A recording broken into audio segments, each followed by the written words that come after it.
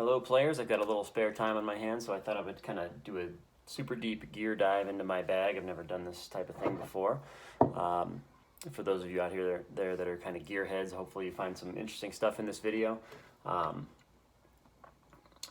going to be some technical stuff, so if you're not like a super gearhead, this probably will bore you. But I'm just going to go through my bag, what's in there, why it's in there, and maybe help you think a little bit more about your gear in a way that will help you play better. So starting right off with the driver, got the Ralphie head cover on there because go Buffs, played for CU, had a Ralphie head cover on my driver since 1996, so it's been a while. As far as the driver goes, Titleist just sent me the new Titleist TSI 3 driver. I haven't really played it in a tournament yet, but I have hit it on TrackMan and checked out the numbers. It's really, really good. Mine's an 8 degree, and I have it lofted down to 7.25. It has some adjustability to it. It's got a sliding weight port on the back here, so there's a weight right there you can put on the center or on the heel or on the toe that adjusts the center of gravity, which dictates the ball flight a little bit. I have mine set on fade because my miss with all my clubs tends to be an overdraw or a little bit left of target. So most of my setup, you'll see a theme here. It's going to be designed to, help me hit it more to the right than normal. So that's how I've got my driver set up. I have a Tennessee Orange Tour X shaft. This is the Pro model.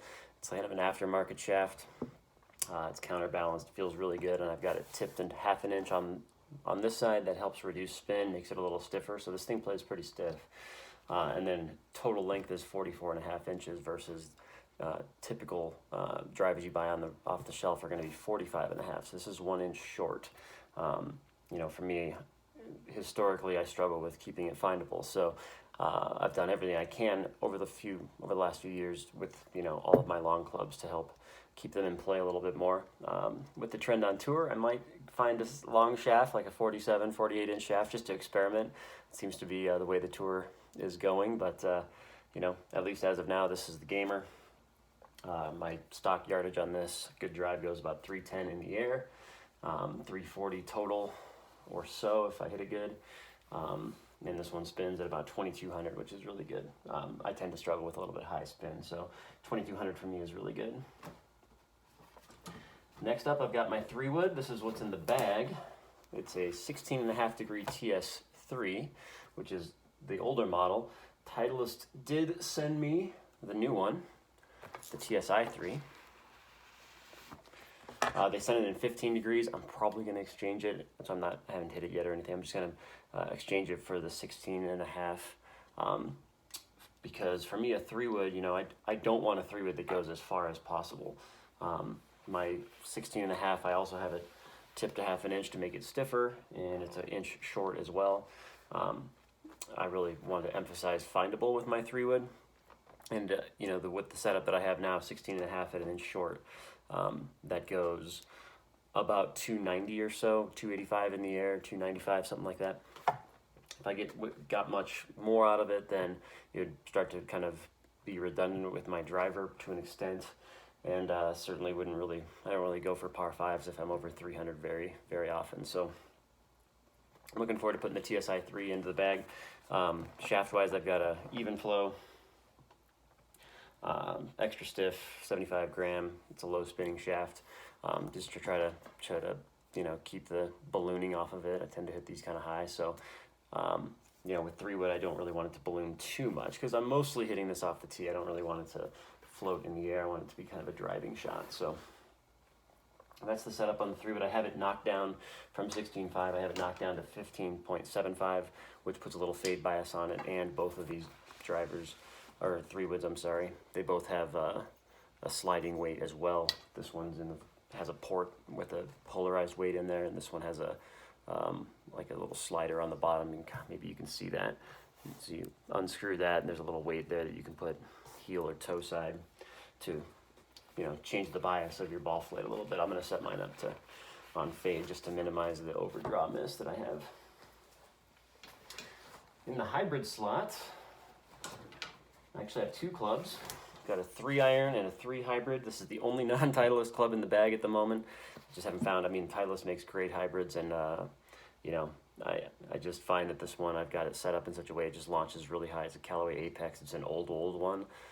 It's a couple degrees flat. It's got a 10C white, 100 gram, extra stiff in it, tipped a half an inch, also an inch under standard.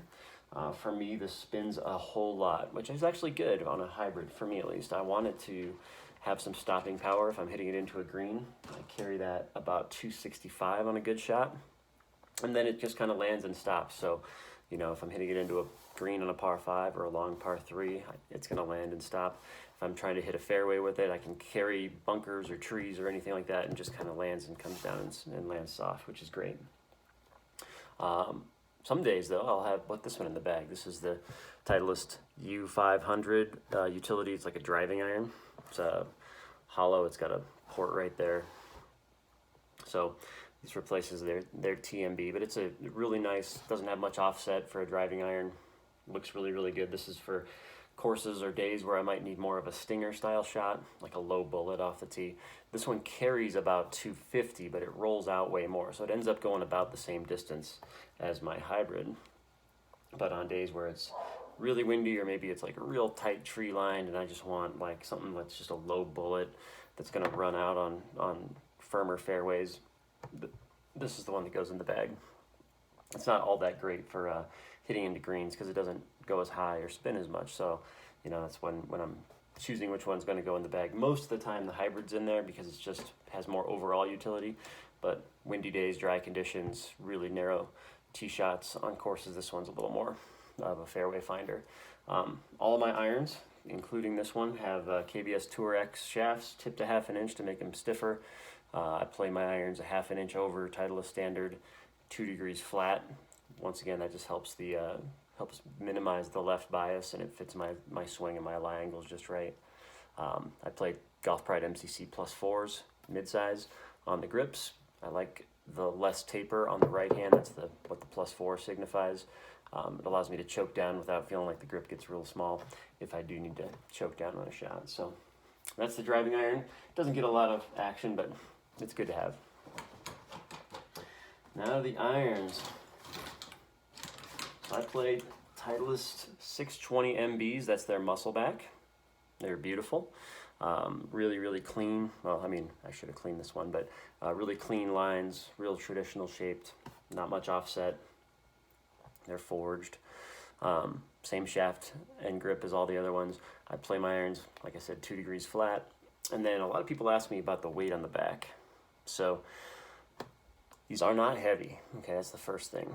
What happens when I get these, and I'm kind of a freak about this stuff, I pull them all apart when I get my irons and take out any weight that got put into the hosel. So when manufacturers make clubs, they'll bring them up to weight by putting these weight plugs in the hosel sometimes, which is totally fine. It's totally common. Every manufacturer does it. But that adds a little left bias because the CG moves in towards the heel, which makes the ball go a little bit left. So my project, whenever I get new irons, is I tear all the shafts out, get a drill out, and drill out all those weights, and then reapply that weight to the back right behind the sweet spot. That's right. It kind of covers up the Titleist. It's kind of funny. You can maybe see, maybe not. You can maybe see the little imprint of Titleist in there under the 3 wraps of tape. But it just disperses the center of gravity a little bit more even, which helps the ball go more right, which is what I need. Most of you probably don't. It's a real pain in the backside, though. I also spine the shafts when I do that, just because I can, and the shafts are out anyway, so may as well. But basically, what that means is, you know, the shaft, all the shafts have like a spine somewhere when they manufacture them. And so I just align all the shafts the same way so that all of them flex identically. It's probably unnecessary, but I figure since the shafts are already out and I have the tools to do it, I may as well. So those are the irons, and I play them in 4-iron through 9-iron. Yardage-wise, you know, 4-iron goes about 230 carry, 240 total. 5-iron about 220 carry, 230 total. 6-iron like 205 to 210. 7-iron 195 to 200. 8-iron goes about 180, 185. 9-iron 165. Pitching wedge Well, we'll get into the wedges here in a second. So that's the irons. So wedges, I go through 9-iron on my irons because I always have liked my pitching wedge to be like a wedge versus an iron. Just a personal preference. For some reason, a long time ago, I did it that way, and I've stuck with it. So my pitching wedge, I just got it. There's a little bit of a delay on this one. It doesn't even have a grip on it yet. I have to take it all apart and do all that stuff. But at 46, I'm going to bend it to 47. I choose the full bounce F grind on my 46 and my 50 because most of the time I'm hitting pretty full shots. It's not like I'm opening those ones up too much, and it just slides through the turf a lot better than a sharper grind. So mine are the SM8s. They got them in jet black. Titleist was nice enough to stamp them for me with my initials and put some custom cool shaft logos on the back. You can't really see them on the camera, so I won't show them to you. But I play the same shaft in my wedges as I do my irons. Now, a lot of players go a little bit softer on the flex, which is totally fine. I recommend it a lot to my players. Just for me, I've done it this way for 20 years now, so that's just what I'm used to, is having the same shaft, same weight, same everything in my wedges. So I've got a 46 that's going to be bent to 47 as soon as I get around to it. I've got a 52. 46, by the way, stock yardage is 150. 52 stock yardage is going to be 135. It's also an F grind, full grind. I have a 56M and a 60M. They have a little bit of a different grind on them. Let me pull these out. So on the M grind, they camber off the back, so when you open it, it doesn't expose quite as much bounce. They're really versatile. If you play them square, there's a decent amount of bounce on them, and then as you open them, it just makes it so the club doesn't get real high up in the air. For most players in Colorado, on your sand wedges and lob wedges, I recommend something like an M or an S grind. For most players, there's definitely more higher bounce options, and if you're playing places with softer conditions or fluffy sand, that might be better. If you're playing really firm conditions, you might want something with a sharper leading edge and less bounce. That's the main factor that goes into wedge fitting, is like the conditions you play under. And then also is, your swing characteristics. If you're a real big digger, you probably don't want something real sharp because it gets extra diggy. If you're more of a sweeper, and you're playing firm surfaces, you might want something that's a little bit sharper so you don't bounce that leading edge, or that bounce into the ground, off the ground like that. But those are mine. M grinds on both. Recommend M's or S's for most players. And I carry actually 2 lob wedges in the bag. Not when I'm competing, obviously, but lob wedge 60-degree grooves are really important to getting maximum stopping power for your little chips and pitches around the green and all your mid-range shots like 50, 60, 70 yards. But grooves wear out really, really fast. So a lot of the time when I'm on the range, if I'm just hitting range balls with my lob wedge, I'm going to use my old one, which is the same exact spec. It's last year's model, an SM7. But I'm going to use that when I'm hitting bunker shots or on the range, because with a range ball, grooves don't really matter. Like, the cover on range balls is so hard that the grooves don't really make a difference on the distance of the ball flight. So you may as well be hitting a shot with no grooves on the range, but it does wear them out fast. So for practice and teaching and all that stuff, I use my old one just to try to preserve the grooves on the new one as long as I can. That's a good thing to do if you ever do upgrade your lob wedge. Try to hang on to the old one if it's close enough to the new one so you can save those grooves.